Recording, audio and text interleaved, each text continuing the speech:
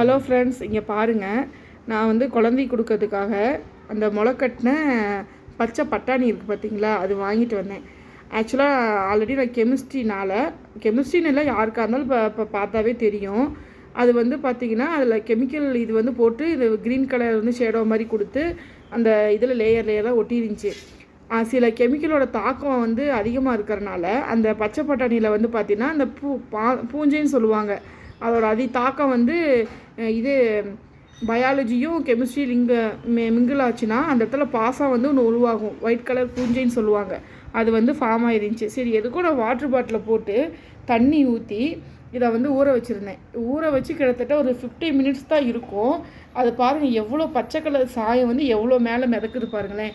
Please, எனக்கு எதுக்கு நான் சொல்கிறேன்னா, இப்போ நான் என் குழந்தைக்கு இதை நான் கொடுத்துருந்தேன்னா இதில் வந்து பார்த்தீங்கன்னா எப்படியோ 50 ml வந்து வாட்டர் இருக்குது. இதில் வந்து அதோட கெமிக்கலோட எக்ஸ்ட்ராக்ஷன் வந்து மிங்கிளாக இருக்குது.